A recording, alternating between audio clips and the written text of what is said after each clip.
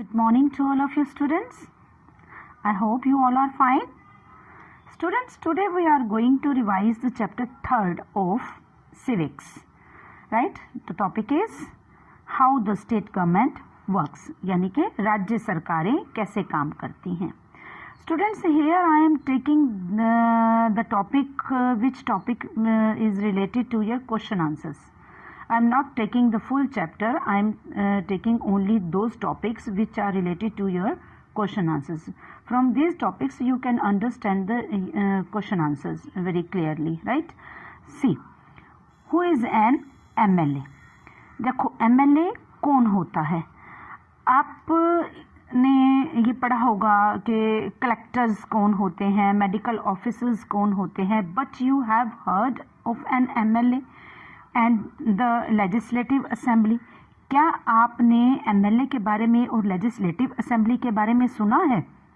नहीं. Do you know the MLA of your area? क्या आप अपने एरिया के MLA को जानते हो या उसका नाम जानते हो, या वो किस पार्टी से बिलोंग करता है या करती है? अगर लेडी है तो क्या जानते हो? नहीं जानते. अगर नहीं जानते तो इसको कंफर्म करो, पता करो. ठीक है, मैं फिर भी आप लोगों को बता देती हूँ. हमारे एरिया के जो MLA हैं वो मिस्टर रामकरण काला जी हैं. ठीक है, देखिए अब हमें ये देखना है कि ये MLA होते कौन हैं. ये आप लोगों को क्वेश्चन आंसर्स में ऑलरेडी पहले समझाया जा चुका है, या चैप्टर में भी करवाया जा चुका है कि MLAs legislative assembly, members of the legislative assembly. What अब हम यहाँ पे इसको अंडरलाइन करेंगे.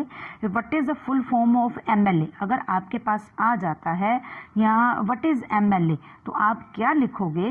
Members of the legislative assembly. अब ये बनते कैसे हैं? मेन क्वेश्चन यहाँ पे ये राइज होते हैं. तो कैसे बनते हैं? They are elected by the people. उनको लोगों के द्वारा इलेक्ट किया जाता है. मैं आप लोगों को कई बार क्वेश्चन में समझा चुकी हूँ. Those people who are elected by us as a representatives, वो जिन लोगों को जिस पर्सन को हम अपने रिप्रेजेंटेटिव के तौर पे थ्रू इलेक्शंस हम इलेक्ट करते हैं, वो हमारे MLA होते हैं. ठीक है, they then become the members of the legislative assembly. वो representatives legislative assembly के members बनते हैं and also form the, देखिए, and also form the government. In this way we say that the MLA represent people. अब ये question आप लोगों को वो क्या करते हैं? फिर देखिए, हम वो गवर्नमेंट में जाते हैं और वो लोगों को रिप्रेजेंट करते हैं, यानी कि वो हमारे बिहाफ पर, पीपल्स के बिहाफ पर वहाँ पे काम करते हैं और हमारी प्रॉब्लम्स को सॉर्ट आउट करने की कोशिश करते हैं. Below will help us understand this better. देखिए, हम इस टॉपिक को नीचे अंडरस्टैंड करेंगे. Every state in India has a legislative assembly.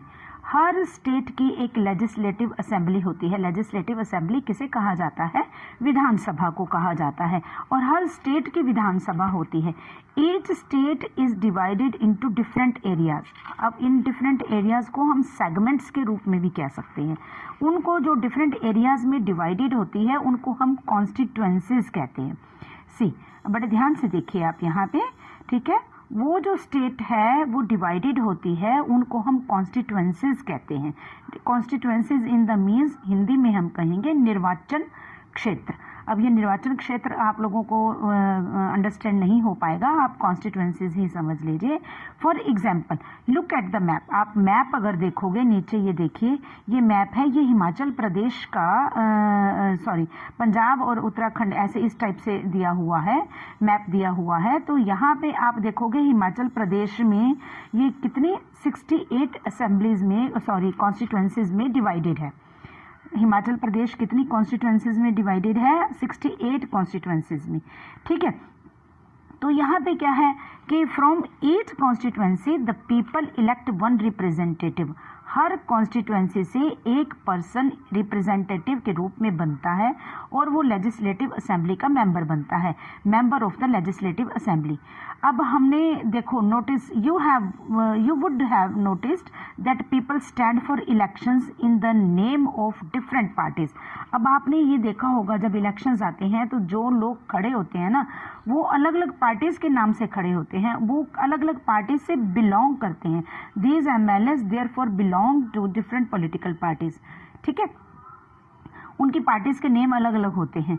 How do people who are MLAs become minister और चीफ मिनिस्टर। अब यहाँ पे क्वेश्चन क्या राइज होता है कि ये एमएलएस तो चलो इलेक्ट हो गए, लेकिन ये मिनिस्टर कैसे बनते हैं और चीफ मिनिस्टर कैसे बनता है। ठीक है, ये आपका क्वेश्चन भी है चैप्टर में लास्ट में। ठीक, अब हम यहाँ पे ये देखेंगे कि वो कैसे बनते हैं। A political party whose MLA have won more than half number of constituencies in a state can be said to in a majority।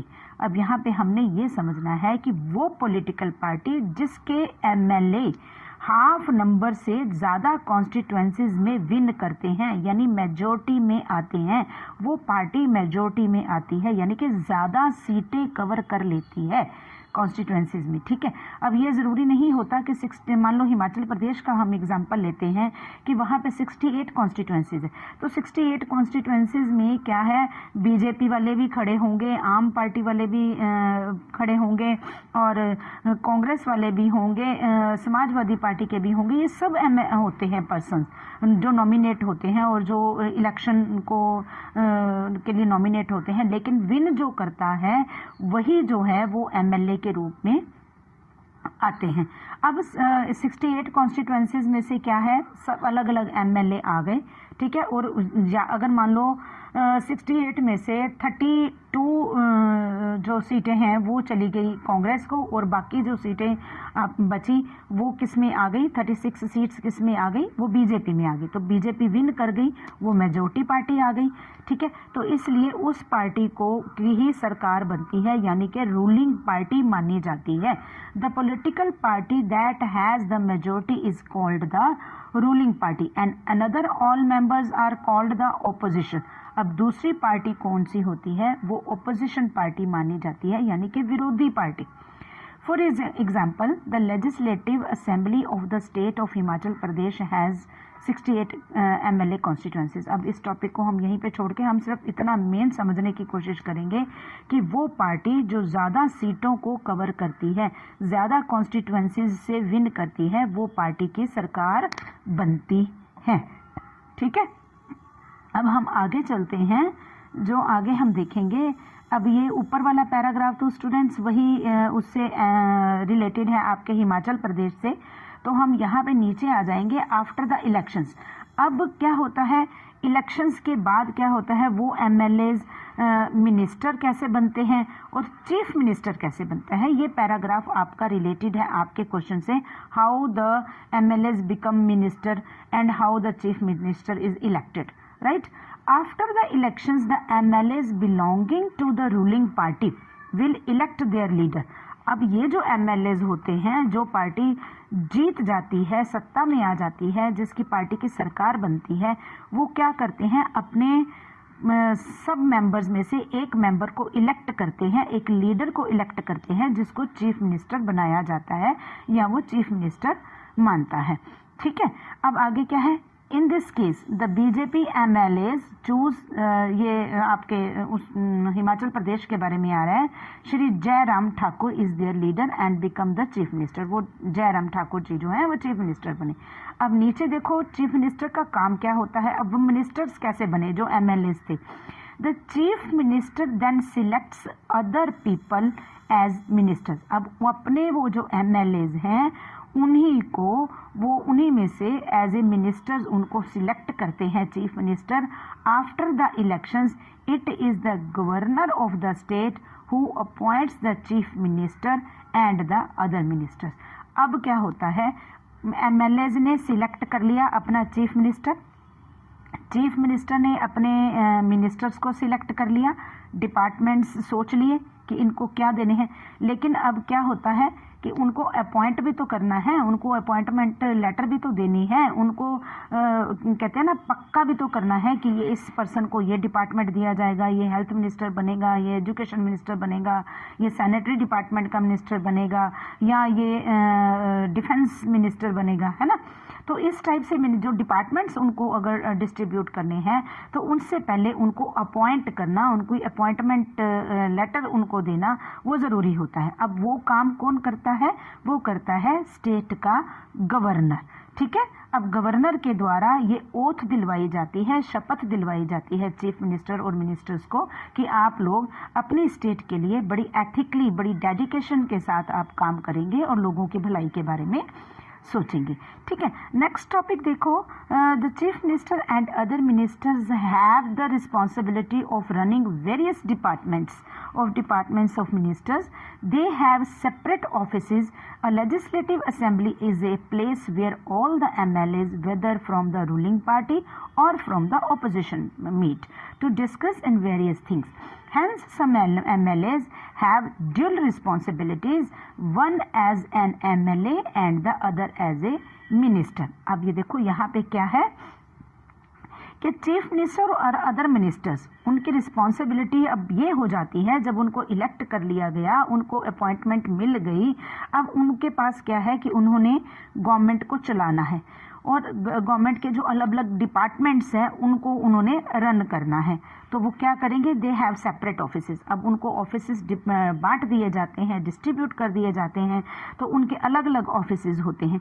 Legislative assembly जो एक इनका हॉल होता है, जो इनका एक बहुत बड़ा रूम होता है, विधानसभा का जो होता है, वो प्लेस एक ऐसा प्लेस होता है जहाँ पे रूलिंग पार्टी और ओपोजिशन पार्टी के मेंबर्स जो हैं वो वहाँ पे मिलते हैं और वेरियस प्रॉब्लम्स के ऊपर और वेरियस इश्यूज के ऊपर वो डिस्कस करते हैं वहाँ पे, ठीक है। ओपोजिशन पार्टी वाले क्या करते हैं, जो रूलिंग पार्टी होती है उनके आगे क्वेश्चन आंसर्स का भी एक राउंड होता है कि आपने इस चीज़ को, ये काम करने के लिए आपने प्रॉमिस किया था, आपने ऐसा करना था, ये नहीं किया या क्यों नहीं हुआ, या पैसा कहाँ पे खर्च होना है या कहाँ पे खर्च किया गया, जो पैसा आपको गवर्नमेंट की तरफ से ग्रांट के रूप में मिला था कि आपने पाइपलाइन बिछानी है या फ्लाईओवर बनना है, वटएवर, इस टाइप के जो आपके पास जो अमाउंट आई थी वो कहाँ गई या वो ठीक तरह से यूज़ नहीं हुआ, ये सारी डिस्कशंस जो होती हैं, ये डिस्कशंस कहाँ पे होती हैं? ये लेजिस्लेटिव असेंबली में,